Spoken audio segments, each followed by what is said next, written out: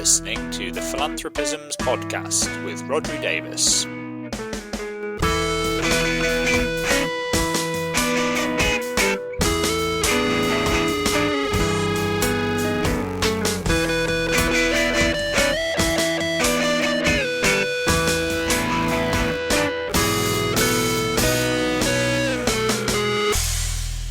Hello, you're listening to the Philanthropisms podcast.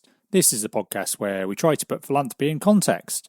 I'm your host, Rodri Davis, and this is the 14th in our partnership series with the European Research Network on Philanthropy, or ERNOP, where I talk to academics from around Europe whose work has been featured in the latest release of ERNOP research notes, which are their practitioner-focused summaries of academic papers. And this month I had three more great sets of guests. So I spoke to Marlene Walk from the University of Freiburg about her paper, Not All Wine and Roses, Non-Profit Consulting as Non-Profit Sector Adjacent Work, which is published with Amanda Stewart and Kerry Coenzi. And that's all about, it's really interesting looking at the role of non-profit consultants, which is, I feel, a kind of growing part of the sector, and how we should understand the nature of that kind of work. Then I talked to Tina de Bock and Tina Fazer, both from KU Leuven, who, like Marlene Walk, are previous guests on the podcast, so it's great to have them back. This time talking about a paper they've written called Charity Checkouts, the potential downsides for customers, non-profits and businesses involved. So, as the name suggests, looking at sort of round up to the pound initiatives, or whatever the rhyming would be for a euro or a dollar, but those things where you go into a shop and in various forms get asked if you would like to make a donation to a charity of some sort or another, looking at some of the potential issues that can be identified in the literature that might mean that these things are not quite the sort of win-win-win that they're often presented as. And then last but not least, I spoke to Silke Boenigk from the University of Hamburg and Laura Hesse from Bauhaus University Weimar, about a paper that they published called Unpacking the Non-Donor Segment, Reasons for Non-Support and 5 Attitudinal Clusters Based on Data from the German Donation Monitor. And I should say that was co-authored with Emilia Knaus, Caroline Saltzman and Tom Neukirchen. And this one addresses that really interesting question, I guess, for practitioners, particularly fundraisers, around why it is that people don't donate and whether we can understand some of those motivations and sort of segment people so that we don't see them as a homogenous mass, and that can kind of help understand whether it's worth trying to approach those people, and if so, how we can do it. Before we get into the interviews, I should just say a little bit of housekeeping just so that people know. This will be the last episode before a little break over the summer. I tend to do that with the podcast just so it gives me a bit of time to go on holiday and also kind of recuperate. I've got a load of interviews either already in the can or set up for September, so it's going to be really exciting, I think. Some really great ones that I'm looking forward to sharing with you.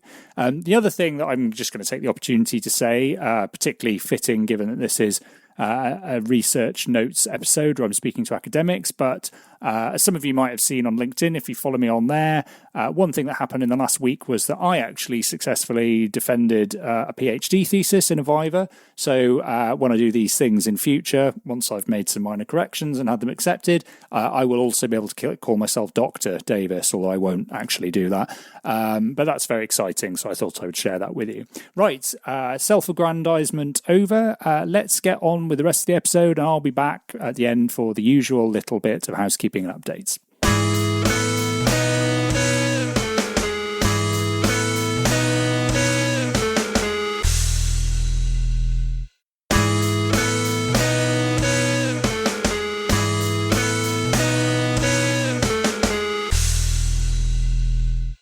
Okay, great. Well, I'm here with Marlene Walk from the University of Freiburg. Hi there, Marlene. Hi, good to see and hear you. Yeah, good to have you back on the podcast, because obviously you've been on before to talk about some work that you've had featured in a previous ERNOP research note series. And this time we're here to talk about a paper that you've co-authored with Amanda Stewart and Kerry Coenzi, titled Not All Wine and Roses, non-profit consulting as non-profit sector adjacent work, which I was fascinated when I saw the title, because I'm kind of, slightly in the work of non-profit consulting of a kind myself. So I was really kind of interested to see what sort of insights were in there. So maybe the best place to start is if you can tell everybody a bit about what the paper's all about, how it came about, and what some of the key findings are. Yeah, absolutely.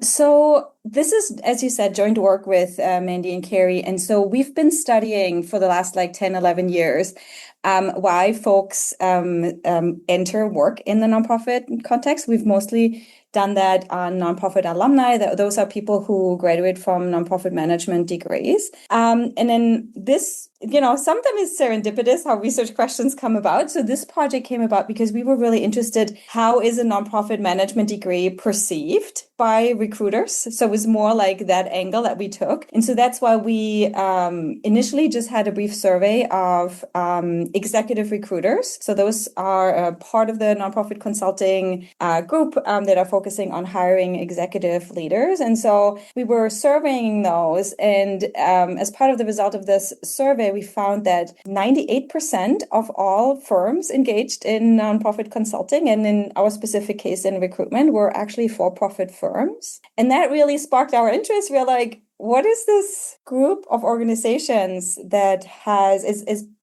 predominantly for-profit? How do they influence our sector?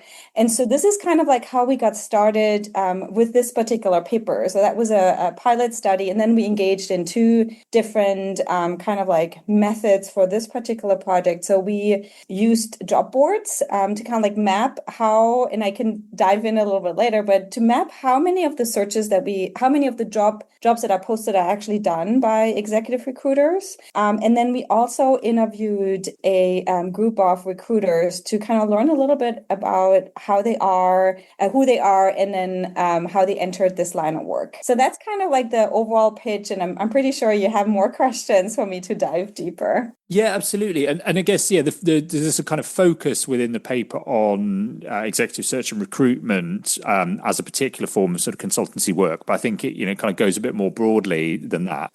I mean, some of the things that kind of occurred to me as I was reading it, you mentioned in the paper that there seems to be a trend towards nonprofits increasingly using the services of consultants. Whether you had a sense of what was driving that, and why is it that nonprofits are increasingly looking to, as you say, for-profit consultancy firms to provide them with various different functions? Yeah, and we see some push and some pull factors. And then some of this is also kind of like anecdotal, what we've been hearing after we published this work. But we do see some funders are requiring nonprofits to actually have consultants to kind of like support capacity building, right? So it could be that as a nonprofit, if you apply for third-party funding, part of this funding is actually meant to hire someone who is doing your evaluation or maybe help you with other parts of your organizational development as part of the grant.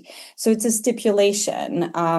We don't have clear numbers, and that's some of the curiosity that we have that we want to, study in the future. But a second trend is also that organizations don't have capacity to do everything themselves, right? So most of the nonprofits are small.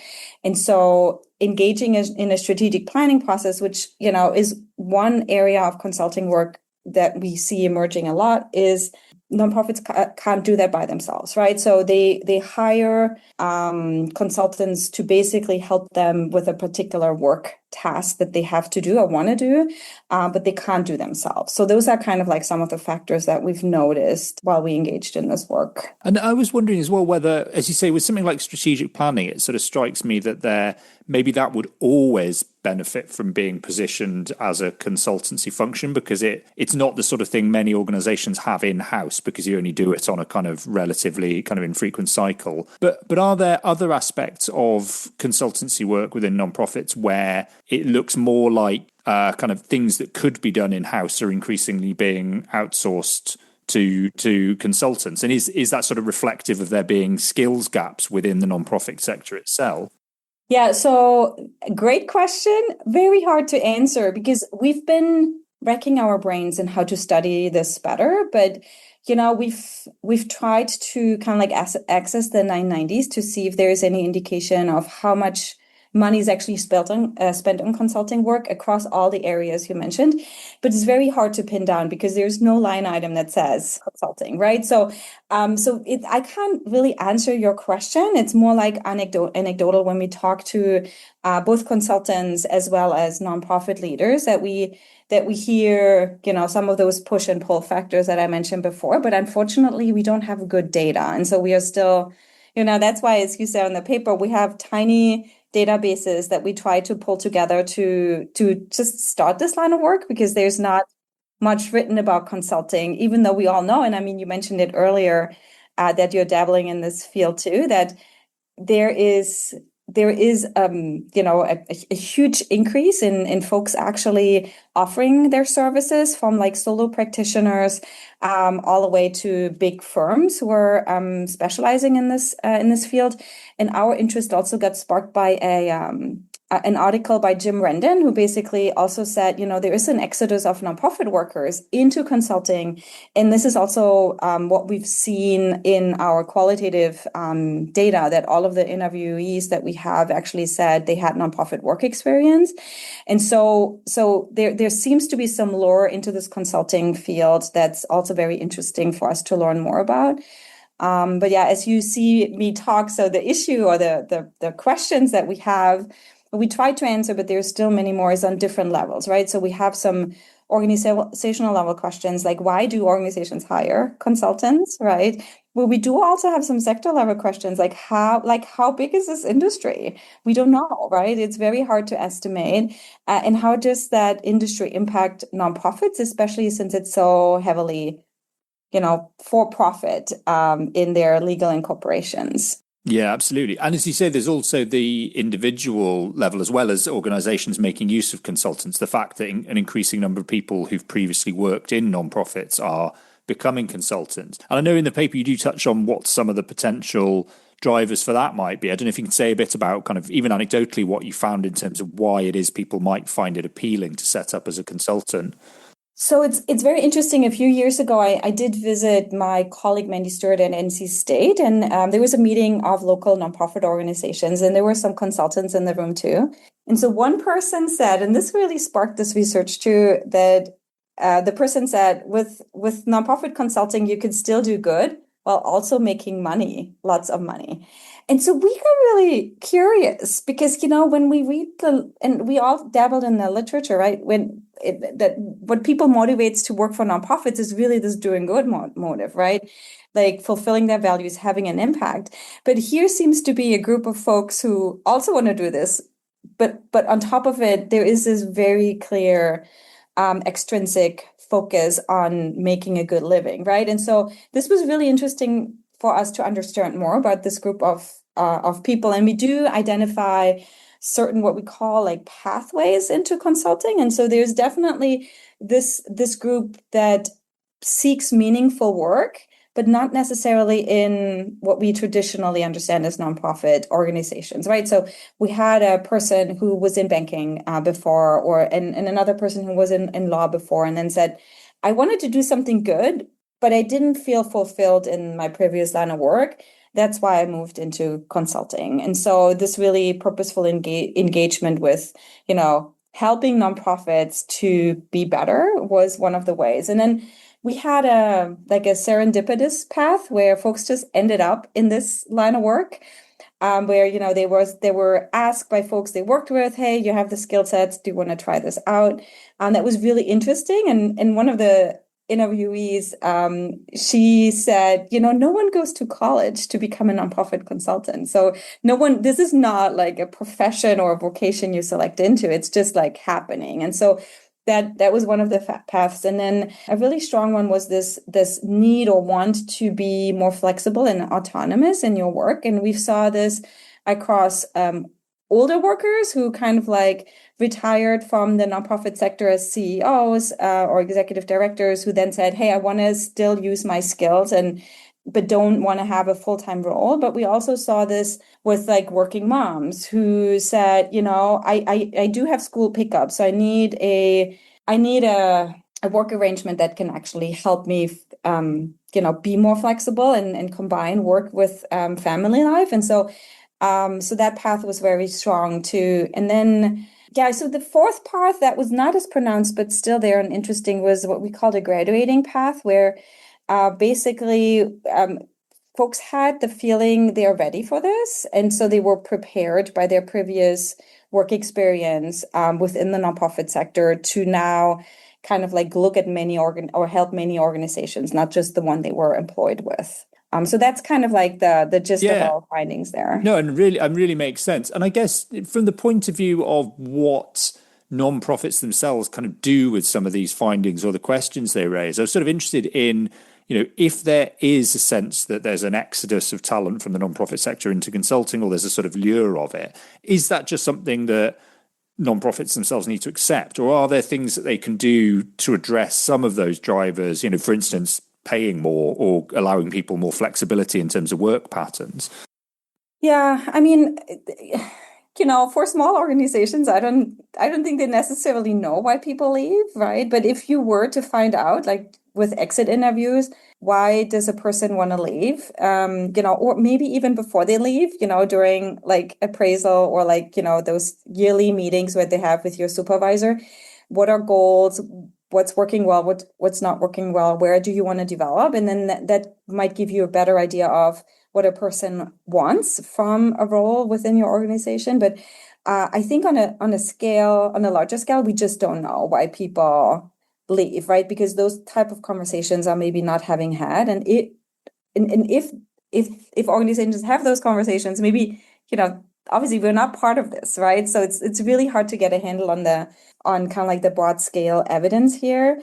Again, with the small sample we have and some of the anecdotal conversations we've had with folks, we are a little concerned, especially since smaller organizations, they can't just pay more, right? So, I mean, that'd be awesome if that worked, but that's just not the reality of the sector, neither in the US nor in other countries. And so, but I do think a lever may be the wish for more flexibility, right, and autonomy. And I think that's something organizations can actually do with low costs, right? So if you as a executive director know of your employees that that's a wish they have, so maybe that's something you can work with, because paying more is obviously harder than making those changes.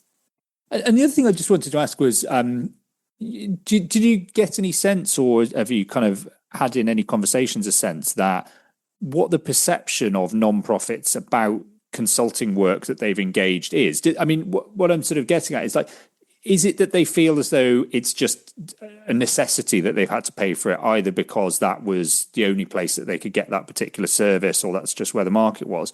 Or do they see value in something being delivered on a consultancy basis? For instance, I was thinking, actually, if you're asking somebody to help you with a strategy review, does the fact that they are independent and potentially able to offer more challenge, is that itself of value? Or is it just that you don't have the capacity internally to do it? No, I think it's definitely of value. So that was an unrelated research project, but findings from a project I was engaged in, the organization was actually writing a call, and consultants could apply to help an organization with a strategic planning project. Because they've never done it before, and it was new to them, and they didn't have the capacity nor the skills to do it. But then the result was also, if you have someone that's outside, look at your organization, that really can help you find the blind spots, right? Because most often, obviously, you won't see them, but if you have someone who's coming from the outside, it may help you with improvement in areas that you may not be aware of. And so generally, I think organizations value working with consultants. But that's the only, I will say that was from a different research project. But the next thing that Mandy, Carrie, and I want to do is also to survey organizations to learn a little bit more about this aspect, because we talked to consultants, we surveyed consultants. So we've done that. We know a little bit more about that angle, but we've not really spoken to nonprofits quite yet. So that's next on the list. So stay tuned. Yeah, well, that was going to be my question, was because there's lots of different angles, as you already said, within this particular piece of research that sort of show avenues for more research. If that's one, are there other angles that you want to pick up on as well in terms of some of the questions that are still open. Yeah, no, for sure. And what we were struck by, and this is something that we may actually not get to study, is like how closed or proprietary the business of consulting is, because we've done the job boards analysis and we found only 10 out of 108 postings were actually through consulting firms. And then we've done some follow-up research and actually looked at 15 really big consulting firms in the nonprofit space and looked, are they actually listing publicly? Only if a small share actually does list jobs publicly. So that means, it's more like the headhunter type research where an organization actually is hiring you to fill the next role, but it's not an open search. So lots about those practices, how roles are filled, we don't know quite yet. And so that's something that obviously is interesting for us to study. But the question is, will we be able to? Because a lot of obviously is proprietary, as I mentioned. So that was something that's interesting to us. I think something we could do and we are engaged in is developing some sort of typology to understand what types of consulting firms we have. There is obviously, they vary in size, but they vary in scope. And then some of them consult exclusively for nonprofits, and then others have a broader portfolio for public and for-profit organizations as well. And so we are currently working on kind of like getting our brains wrapped around what types of organizations in the consulting space we have, and then hoping that from there we can kind of like dive deeper in some of the differences between those types. But that's in the works right now. No, it'd be really interesting because, as you say, it is quite an opaque world, but increasingly, I think one that people are aware has an enormous amount of influence. Certainly, as at a kind of higher level, some funders, foundations, and donors are kind of using consultants essentially to do their due diligence and research and some of their grant making functions. So we're really, really interested. Great to hear about the paper, Marlene. Thanks ever so much for coming on the podcast to talk about it. Really look forward to seeing where you take the research next, and all the best in the future. Yep. Thank you. Thanks for having me.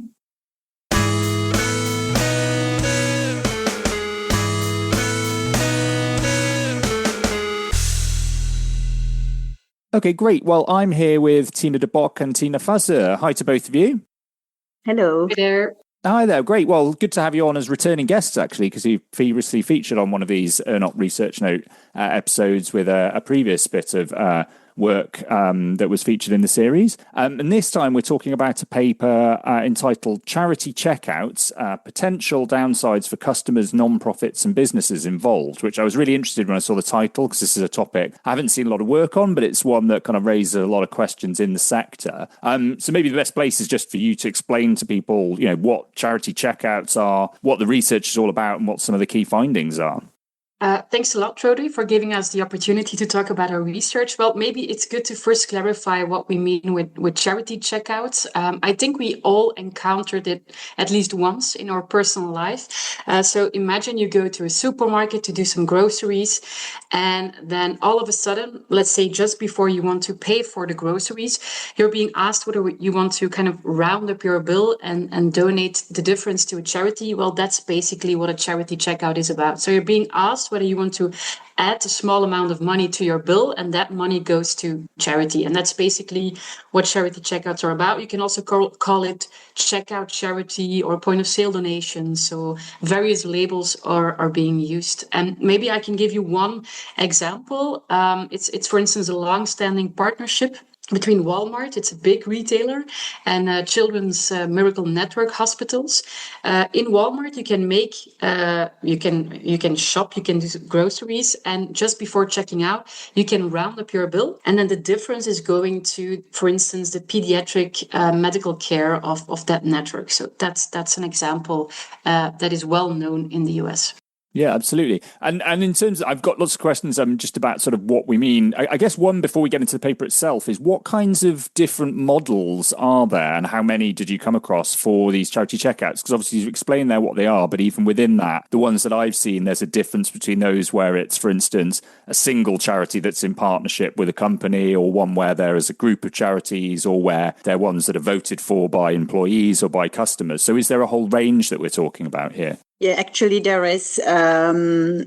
It's being operationalized in several ways. Sometimes the nonprofit organization is mentioned. Sometimes some information is provided to customers, but sometimes there is not even a clear name of a nonprofit organization. And the question is just, would you like to donate to a charity? But also the way the money is asked. Sometimes it's rounding up the bill, but sometimes a fixed amount is asked, €1, €0.50 or $1. And sometimes people can choose what they give. Also, the who asks the donation. Sometimes it's the cashier who is asking, so it's an in-person ask. But sometimes it's done by technology. Also, in online shopping, we see it more and more. So there are indeed very different ways in which charity checkouts are being operationalized. I think one other difference might be opt-in or opt-out. Sometimes it's like the default option and you really have to kind of unclick, so to speak. But it can also be opt-in. And that, of course, in itself makes a big difference from a consumer point of view. Yeah, absolutely. It feels like there are kind of lots of different variations that might have quite significant impacts on how people respond and how they perceive it. And I guess that brings us into the sort of the bulk of the paper. What was it that you were looking at in terms of charity checkouts in this paper, and what were you trying to kind of unpick? Mm-hmm. Well, mostly if you read papers on charity checkouts, it's most of the time framed as like the perfect win-win-win, meaning that well, it's an additional source of income for nonprofits. Businesses can demonstrate their CSR value, and customers get this easy way of getting that warm glow. And what struck us was that despite the growing popularity all around the world, also increasingly concerns are being raised. Think about the pressure that you put on customers, for instance. But all of these concerns were like scattered across all kinds of articles and professionally oriented sources, and nobody really brought it all together. So we wanted to focus on potential downsides, because if you want to use charity checkouts as a strategic tool, whether that's for CSR or for fundraising, you need to be aware of the risks involved. And we're not saying that it's a bad tool, but you cannot use it strategically if you don't know the downsides. And that's what we wanted to get insight into. Yeah, absolutely. And what did you find in terms of some of the things that you were able to identify? Particularly, it sort of strikes me there might be different potential downsides from the perspective of the consumer or the customer, from the employees of a company and the company themselves. Were there kind of different things you identified in each of those cases? Yes, there were. So maybe good to know is that for this research, we did a systematic literature review. And we did not only look at the academic literature, but also we did a Google search. So we also looked at the gray literature to see what is being said about charity checkouts. And indeed, we found quite some potential downsides for all three stakeholders, although the downsides for the customers are most prominent in the literature. Now, of course, it would lead us too far to give all the downsides for all these stakeholders, but let us maybe give you some examples. For customers, for example, one of the most frequently discussed concerns is actually the feeling of social pressure. Customers are often asked to donate in a public setting, for example, while the cashier is watching you and other customers are waiting behind you. So as a result, some people feel uncomfortable declining such a request to donate. They feel judged when they say no. And donations may therefore be driven not only by altruism, but actually by a desire to avoid embarrassment or feelings of guilt. And related to that is that some customers also feel that charity checkouts catch them off guard. They are shopping and they are not necessarily planning to donate at that time. And yet suddenly they must decide on the spot, leaving them no room to reflect on the question or to gather information or to evaluate first a nonprofit organization that will receive the donations. So, and sometimes the organization is not even mentioned by name. So it's, people have to decide on the spot and there is little time to think about it. So that was a very prominent downside that we saw emerging in the literature. Maybe I can give two other examples for the other stakeholders involved, because there is the nonprofit involved, there is the business involved.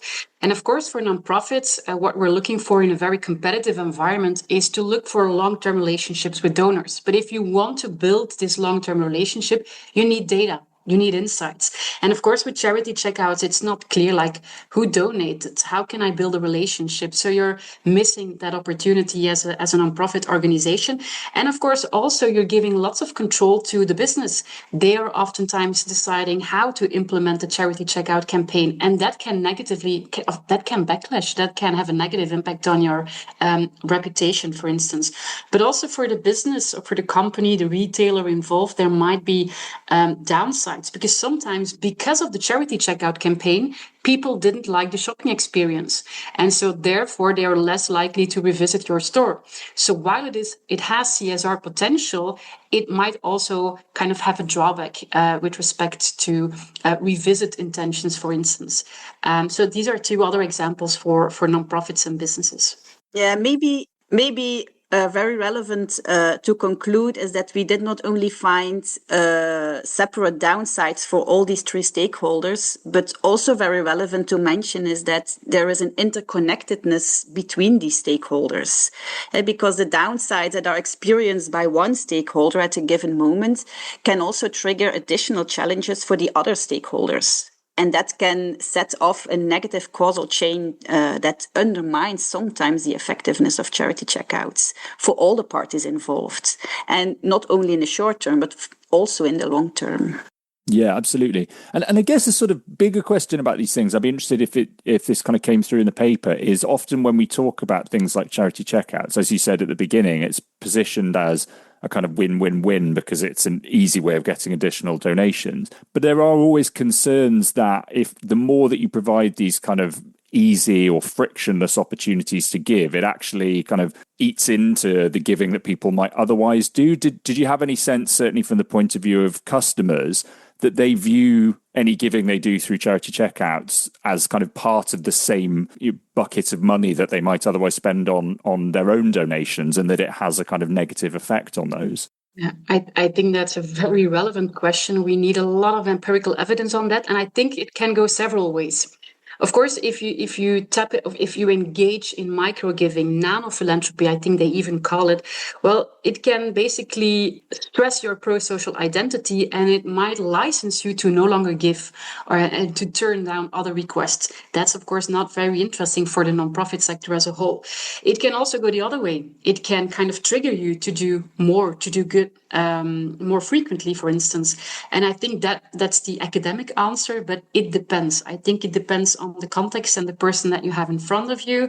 But for me, and I think I'm very happy that you raised this point, this is one of the most important questions when it comes to microgiving. How is it changing our view on philanthropy? The whole term of selectivism, like you're being activistic in a kind of, let's call it easy, slow way. Well, maybe that's part of it. I'm not sure, question mark, but we should definitely do more research on it. Super interesting. A very important topic for future research, because we also see in the academic literature that the focus is now mainly on, okay, if we change something in the charity checkout operationalization, how do customers react? But we also need studies on the long-term impacts of this tool. Yeah. And just picking up on that, I think that's one obvious question, I think, where there's lots of scope for further research. Were there other things that came up in the course of this paper where you think actually there are other interesting questions that you would like to kind of take further in future research? What I personally think is interesting is to just get a better understanding of how these relationships start, like even non-profit and a for-profit start to collaborate. How is this happening? Is this based on gut feeling? Is this part of a strategic approach? Like what's actually going on? And I would like to do more case studies to get a better understanding of the ins and outs of, let's say, the daily practice of charity checkouts. How do they come along? I think that's really interesting. And whether or not there is a kind of imbalance between for-profit and non-profit, that would also very much interest me and us, I guess. Now the focus is mainly on how the customers react to charity checkouts. But indeed, as Tina already said, it's very important to also look at the reactions and the decision-making of the businesses and the non-profits involved. Yeah, absolutely. I think lots of really interesting avenues to take forward. And certainly I'll put links in the show notes to places where people can find the original paper, which is really worth reading, and the ERNOP research note that's based on it. Just remains to say thanks ever so much to both of you for finding the time to come on the podcast. Really interesting to hear about this. I think it's a really fascinating area and definitely look forward to seeing kind of where you take it in future. So all the best for that. Thank you for inviting us. It was our pleasure. Thank you.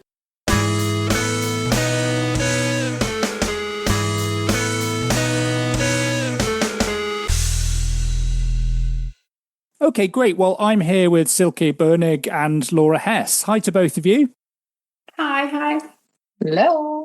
Hi there. Well, it's great to have you on the podcast. And we're here to hear about a paper that both of you are involved in co-authoring that's been featured in the latest release of ERNOP research notes. And the paper in question is titled Unpacking the Non-Donor Segment, Reasons for Non-Support and 5 Attitudinal Clusters Based on Data from the German Donation Monitor, which I think tells us a lot about what we're going to be hearing about. And this one definitely caught my eye. And one of the reasons I picked it was I feel like that question about understanding non-donors is one that you hear so much from people kind of working, particularly on the fundraising side. So I was really fascinated to find that you'd kind of dug into this question. And so maybe the best place to start, Silke, if you could tell us a bit about what the paper's actually about, what the background is, and what some of the key findings are. Yeah, sure. First of all, thanks for the invitation. So I think it's also true for us researching and teaching about donors a lot. And when it comes to the term non-donors, that is a term that is often overlooked. Though non-donors normally, when you talk to non-profit organizations in practice, in project, they always tell you, yeah, we have, of course, non-donors, but that is a very diverse group and an homogeneous group. We don't know much, or some say we don't know nothing about our non-donors. So we thought that is a really interesting topic. And in terms of definition, it's not so easy to answer, to be honest, because some authors see or use a very strict definition of non-donors and say a non-donor is really a person who has never, ever, so to say, donated money, time, or blood. So that is a really strict definition. Other authors used a behavioral conceptualization and say, okay, we define donors, those who are not donated within the last 3 years or 2 years or 1 year. So that was not so easy to answer or to start with. And we discussed this question with our cooperation partner, that is the German Fundraising Association. And they finally recommended to use the 12 months rule. So, but that is more or less for practical reasons, because most of the fundraising organizations in Germany use that term as a non-donor period. So, but it's discussable. Yeah, so the topic is interesting. And Laura, maybe you could tell us a bit about, in the paper, what it was that you were looking at and some of the things that you found. Yeah, sure. So the questions we asked was basically, well, we wanted to know why people don't give, but we also wanted to know if there are like distinct types of non-donors, just as Silke explained to us. And then, as she also mentioned, we had this great opportunity to work with the German Fundraising Association, and they invited us to add questions to their annual German Donation Monitor. So we had the chance to have like a representative survey, and I think we targeted roughly like 2,000 non-donors. So that gave us a good idea about their reasons not to donate. And then we asked them like a long list of possible reasons for not giving. So I think it was almost 30, I think, Silke, maybe if I'm wrong and you correct me. And there they had to rate how much they agree with the single reasons. And I think a first surprising result was that it was not affordability at the top of the list. I have to say, though, it was second. But actually, the most agreed reason was actually about the distrust of overhead. So like our respondents had the feeling that too much of their donation goes to administration, and that is why they don't donate. I think that's a quite, big problem also. Silke also has a paper on that. Interesting. Yeah, I saw that was the number one reason, which I was fascinated and depressed by the fact that people had cited that. Yeah, and I also found it very interesting that some people said they disliked the direct fundraising appeal. So that comes together with street fundraising, for example, that the people dislike being asked on the street to donate. So that was also a top reason. And one of the things I wanted to dig into sort of how you then went on to segment some of those donors and what kind of practitioners could do. But I guess one of the questions always when you are asking people about these things and sort of telling them to explain their own behavior is that question of how much do we take the reasons that they give at face value and how much do we sort of have to think behind that? I suppose particularly when you're asking people about why you don't do something like donating, which is generally seen as a sort of socially positive thing. Do you get the sense, what do you make of those findings and how much of a need is there to sort of know that what we're asking about is people's statements about their own behavior, but there might be something else behind it as well that's the genuine explanation? Yeah, I think that's always a good question. And as you mentioned, of course, like people always, they know what the favorable answer would be, but we also found them to be quite honest and were quite honest about like their negative attitudes towards donating. And I think that also like points to the thing that we did. We did a cluster analysis. So we looked for patterns, and that also allowed us a bit more for interpretation, not only like the reasons we asked, but also their like socio-demographic backgrounds, how they use social media. So we had different things that we could combine and look for patterns in, which also then allowed for more more interpretation than only the reasons they stated. Yeah, I totally agree. So there's always a bias in these questionnaires and surveys, so you can't avoid that. However, I think the longer the list of possible reasons you give them, the closer you come to the maybe underlying perspectives of the persons. And for example, for me, it was very interesting that we also identified disadvantage or feeling of disadvantages as a reason for non-support. For example, some people said, I also don't get support. So that is really a strong statement. Or others stated the state and not the individual is responsible to solve social problems. That is very typical for the German sector. I guess also maybe for the UK. So that is a different a social system. But people think that others are responsible, and so yeah. Yeah, absolutely. And you mentioned there that you also looked at some of the kind of wider demographic factors and behavioral factors and used those to kind of cluster and segment people. What were some of the sort of most important factors that you found in determining whether a person was more likely to be a non-donor? Was there a kind of high correlation with any particular factors? I think we have to differentiate here. We didn't look for higher correlation of who's like a non-donor, but because we really just looked at the non-donors, but of course they were different in their intention to donate in the future. And maybe just to go one step back. So we had 4 overarching themes why people don't give. So that was their negative attitude toward giving, perceived financial inability, past experience. Some are even unconscious of being non-donors and whether they were solicited or not. But then of course, now coming back to your question, there was of course socio-demographics like the age and also the income, of course, which are very important and which tell us something about those clusters, because we had 5 different groups of non-donors in the end. Yes, I saw that. I thought it was really interesting. You essentially, not to go into all of them, but ones where, for instance, the group where it's kind of people who are just totally against the idea of donating for whatever reason, as opposed to some where it was more about not having had the opportunity or their economic means, that the will being there, but the means to do so not being there.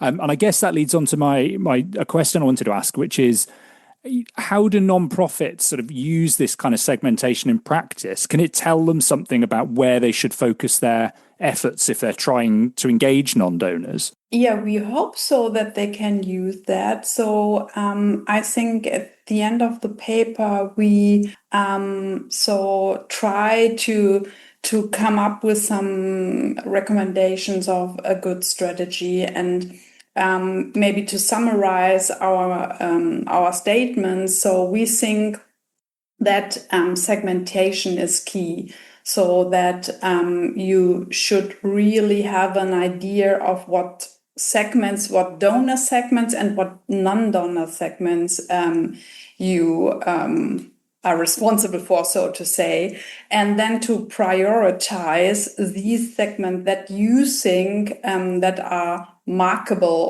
or marketable, so to say, that you can really approach them. And for example, we found that especially two clusters are interesting. We call them cluster 5, convincible cluster, and also cluster 3. Can't remember the name. Wait a minute. Cluster 3, indifferent non-donors. Yeah. So first of all, talking about the indifferent donors, because here it was interesting that they say, I can donate, so I'm financially able to donate, but I don't want to, because of the reasons earlier discussed, so that they are thinking that the state is, for example, government should be responsible, or that that donating is a totally wrong approach, that we need more social entrepreneurship, for example.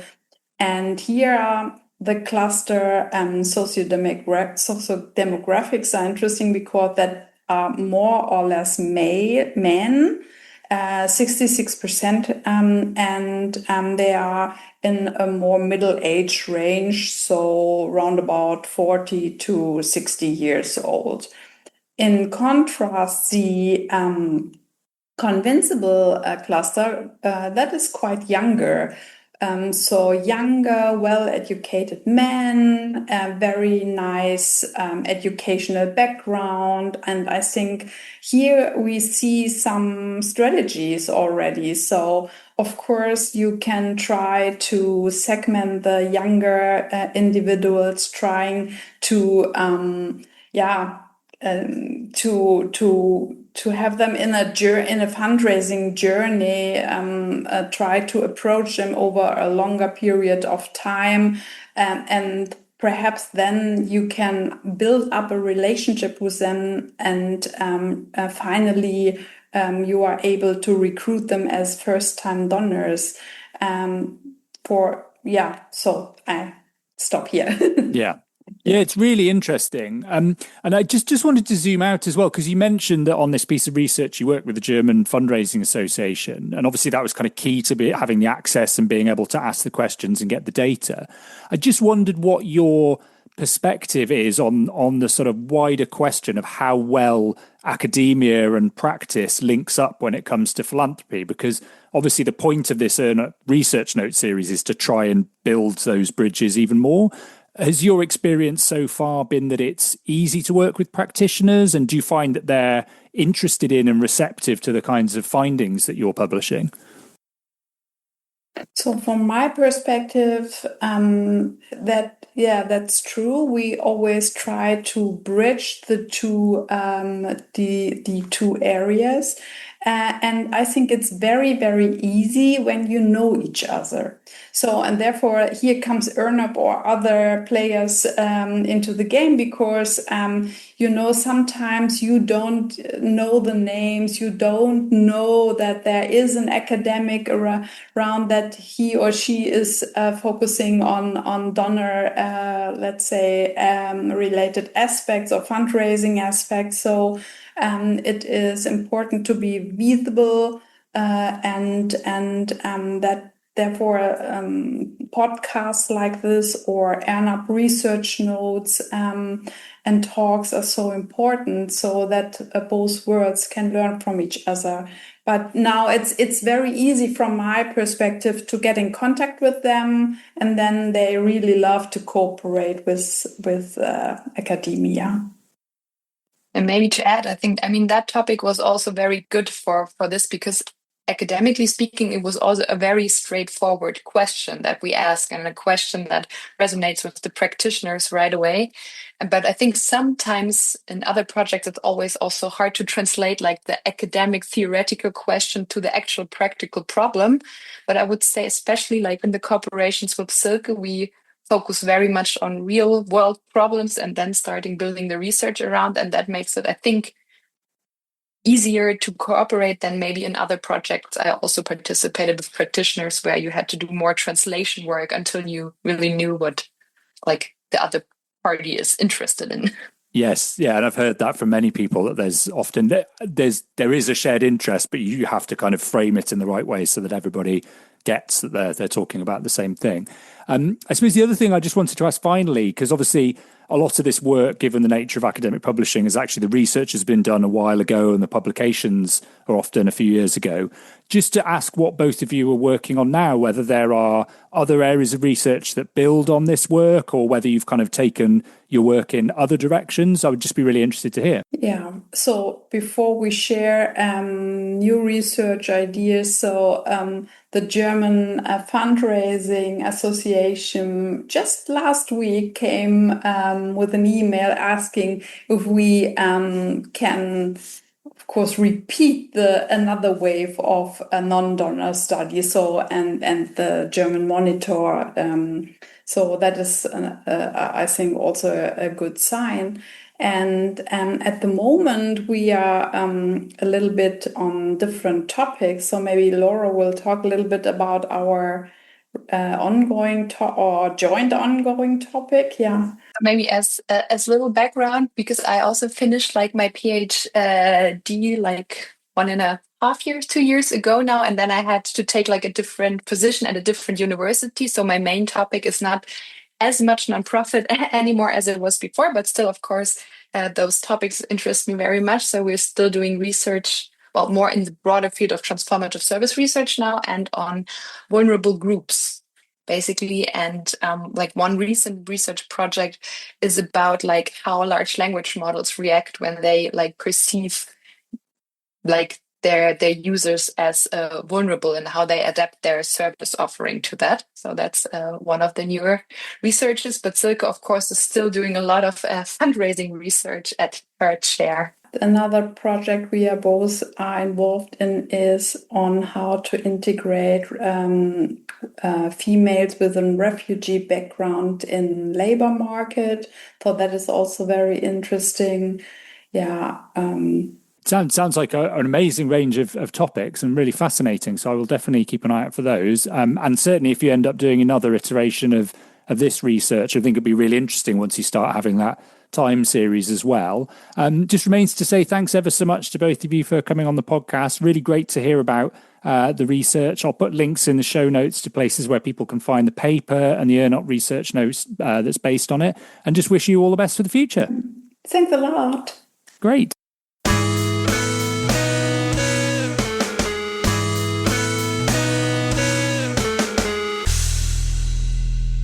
Okay, great. Well, my thanks again to all my guests, to Marlene, to Tina, to Silke, and to Laura.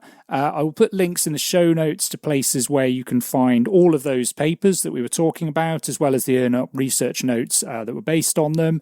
So please do check those out. If you're interested in issues around philanthropy and civil society more broadly, check out the website at whyphilanthropymatters.com. There's all kinds of interesting bits and pieces on there to get your teeth stuck into over the summer while I'm not putting out any more stuff. If you've got ideas for people that I could talk talked on the podcast or topics you'd like to see us cover, do get in touch. You can find my contact details at the Why Philanthropy Matters website. Always looking for suggestions. If you've got in touch with me and I haven't got back to you, I do promise that I do my best to do that. But I get an increasing number of approaches about the podcast, which is a very nice problem to have. And also, as previously discussed, I have too much on my plate, including until relatively recently trying to do a PhD alongside 2 jobs, possibly 3 jobs. So it's not that I am ignoring you. It's just that I'm a little bit overwhelmed at times. But do keep on getting in touch, please. That being said, you can also follow me on social media. Best place these days is LinkedIn, or you can check me out on Blue Sky if you want to hear largely silence punctuated by the occasional message. But on LinkedIn, I'm relatively active. Also, you can sign up for the newsletter through the Why Philanthropy Matters website. That's a kind of monthly update with some views and insight about all kinds of interesting things that are going on across the world of philanthropy and civil society. Other than that, just remains to say thanks ever so much for listening. If you like the podcast, please do leave us a nice review wherever you get your podcasts. That would be very pleasant. If you think that there are people who might benefit from listening or even actively enjoy it, please do tell them and spread the good word. I think personal recommendation always helps. But yeah, in the meantime, have a good summer. I will be back in September with lots more great interviews and possibly, hopefully, also some deep dives, because I'd like to get back to doing a few of those. And I will see you next time. Bye!